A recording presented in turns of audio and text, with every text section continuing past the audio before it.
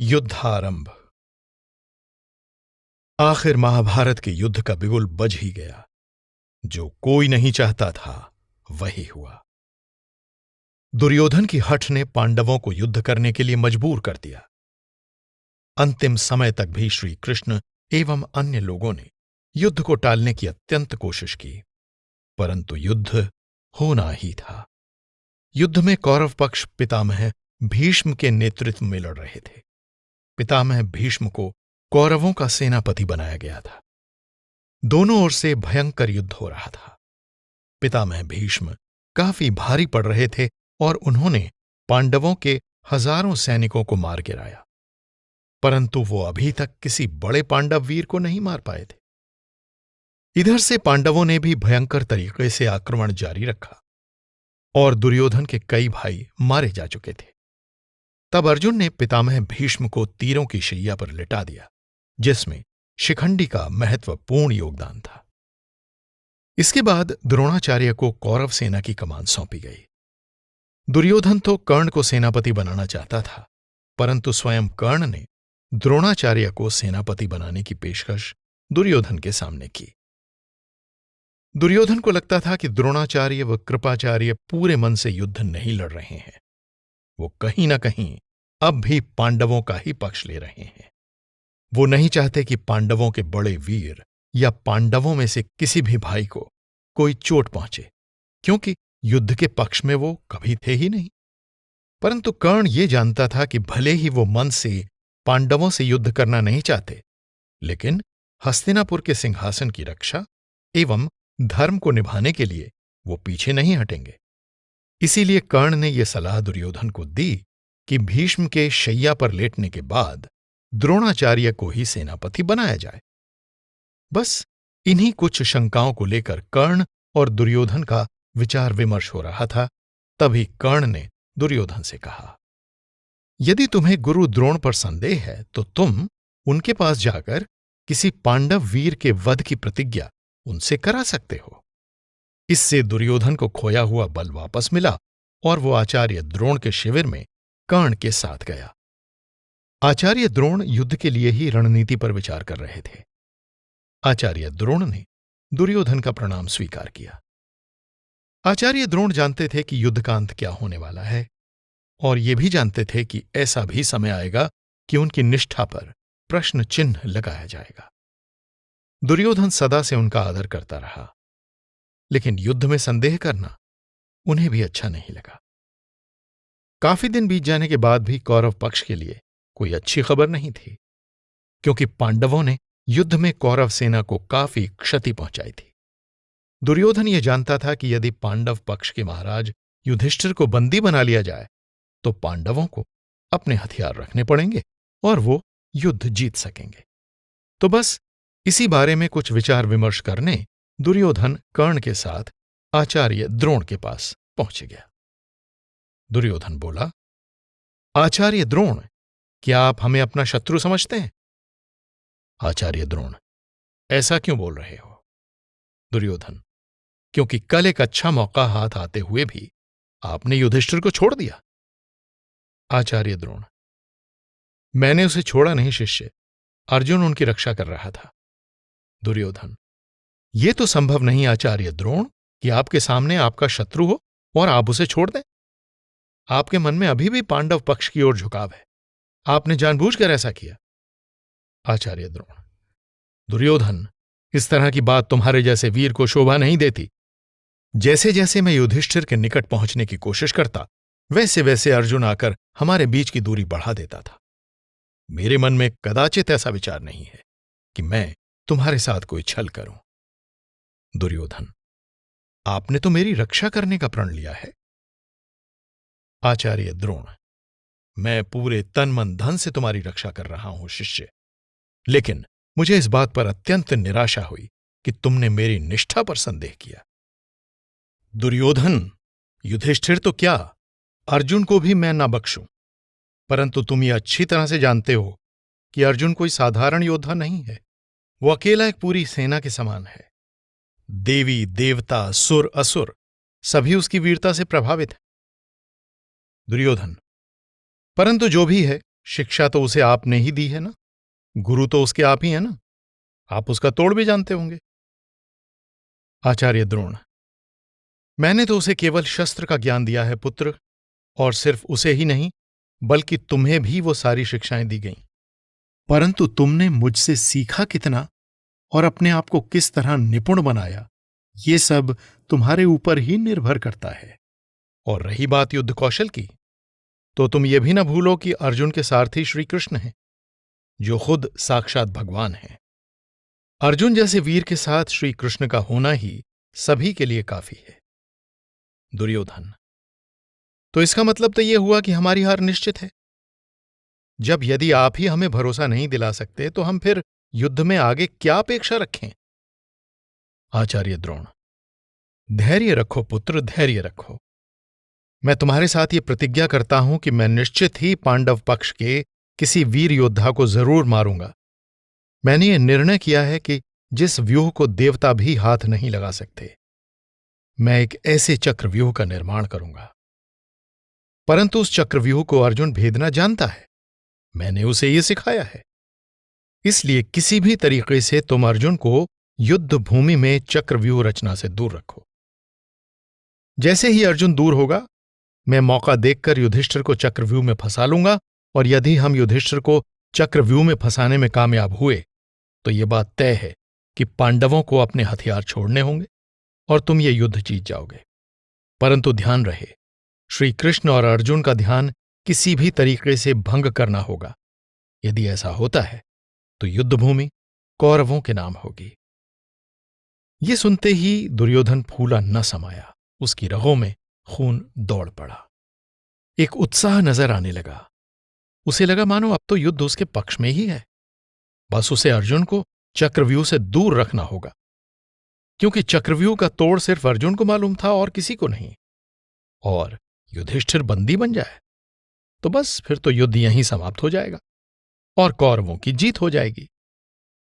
दुर्योधन तो बड़े गौर से रणनीति बनाने लगा और उसने अपने प्रमुख योद्धाओं को अर्जुन को युद्ध भूमि से थोड़ा दूर धकेलने की रणनीति बनाना शुरू कर दिया। इधर कौरव पक्ष ये षड्यंत्र रच रहा था और उधर न जाने क्यों सुभद्रा और उत्तरा का मन अनायास ही मलिन हो उठा। उनके दिल की धड़कनें बढ़ गईं, हृदय विचारक हो उठा।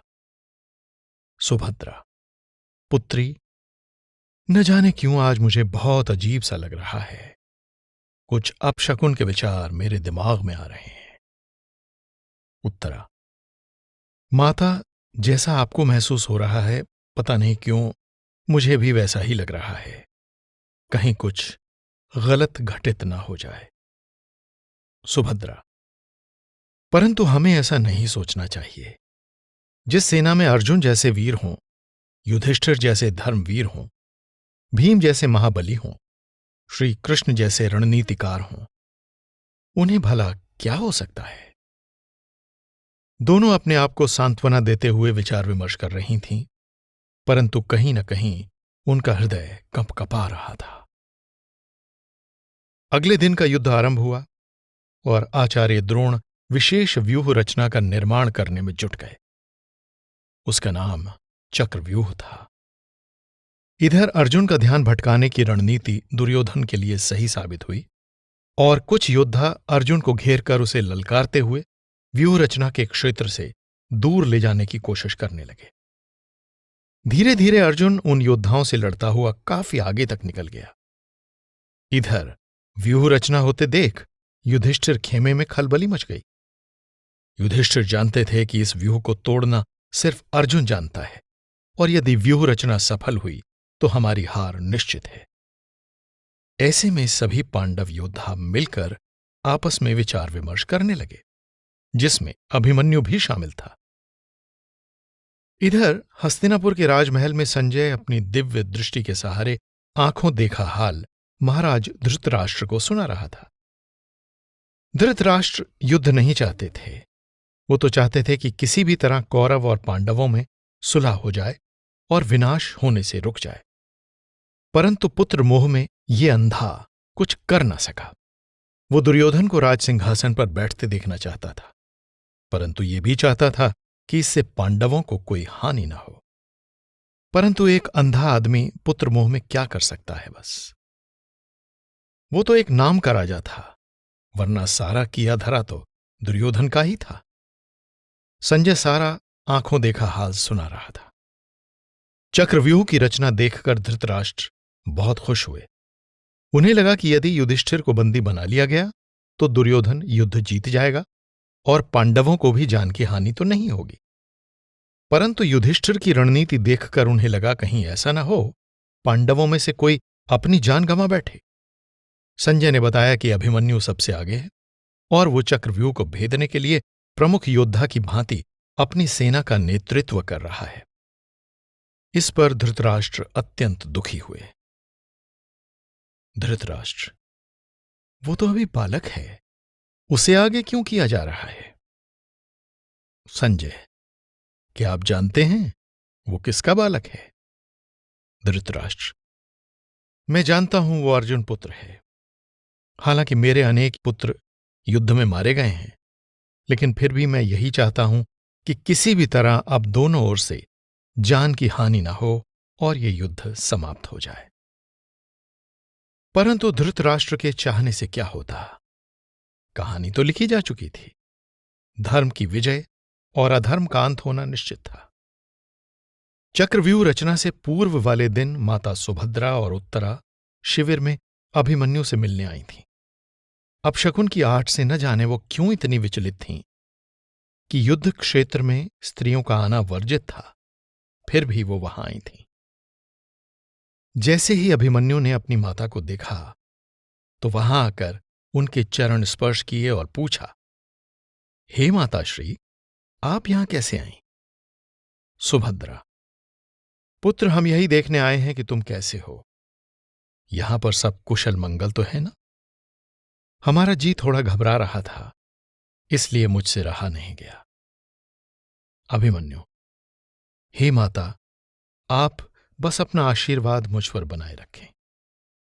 इस घड़ी का ही तो मुझे इंतजार था कि मैं किसी दिन युद्ध में अपने आप को अपने पिता की तरह वीर योद्धा साबित कर पाऊं। सुभद्रा, हां पुत्र, मैं जानती हूं, परंतु तुम पीछे ही रहना। पांडव कुमारों को भी पीछे रखना। तुमसे अधिक बड़े और वीर योद्धा यहां हैं। तुम कुमारों को आगे रहने की कोई आवश्यकता नहीं है। अभिमन्यु, हे माताश्री, आप मेरी चिंता बिल्कुल मत कीजिए। आप एक वीर पुत्र की मां के धर्म को मत भूलिए। बस आप मुझे अपना आशीर्वाद दीजिए कि मैं युद्ध भूमि में दुश्मनों के छक्के छुड़ा दूं और अपने राज्य और राजा की रक्षा कर सकूं। उत्तरा और सुभद्रा की आंखों से हल्के से आए आंसुओं को अभिमन्यु ने पोंछकर उन्हें जीत का भरोसा दिलाया और दोबारा अपने शिविर में लौट आया, जबकि सुभद्रा और उत्तरा वहां से दोबारा लौट गईं। अपने पुत्र और अपने पति की झलक पाने के लिए सुभद्रा और उत्तरा यहां तक आए थे। अभिमन्यु भी उन्हें अपने नजदीक पाकर अत्यंत प्रसन्न हुआ था। माता के आशीर्वाद एवं पत्नी के साथ की किसे आवश्यकता नहीं होती। अभिमन्यु से मिलकर सुभद्रा अर्जुन से भी मिली और अपने सारे विचार रखे। अर्जुन ने सुभद्रा को भरोसा दिलाया कि वो युद्ध में अवश्य विजय हासिल करेंगे और अपने अधिकार कौरवों से प्राप्त करेंगे। व्यूह रचना की पहली रात को अर्जुन और अभिमन्यु का भी थोड़ा संवाद हुआ। अभिमन्यु ने अपने पिता से युद्ध भूमि में अपने युद्ध कौशल को दिखाने का आशीर्वाद मांगा। अर्जुन ने कहा, पुत्र, अभी तक तुम दुश्मनों के सैनिकों को धूल चटा चुके हो और आगे भी इसी तरह तुम उन्हें मौत के घाट उतारते रहोगे। ये मैं तुम्हें आशीर्वाद देता हूं। निस्संकोच तुम श्रेष्ठ योद्धा हो और मुझे गर्व है कि मैंने एक वीर पुत्र को जन्म दिया है। इसी दौरान श्री कृष्ण भी वहां आए। अभिमन्यु ने चरण स्पर्श कर अपने मामाजी से आशीर्वाद प्राप्त किया। श्री कृष्ण तो स्वयं तीनों लोकों के ज्ञाता थे, शायद वो जानते थे। उन्होंने बस एक हल्की सी मुस्कुराहट से अर्जुन व अभिमन्यु को देखा और उसके सिर पर हाथ फेरते हुए उसे आशीर्वाद दिया। अगले दिन व्यूह रचना में क्या होने वाला था, ये तो कोई नहीं जानता था, परंतु चक्रव्यूह रचना के तोड़ने के पांडवों के नेतृत्व को आज अभिमन्यु का ही सहारा था।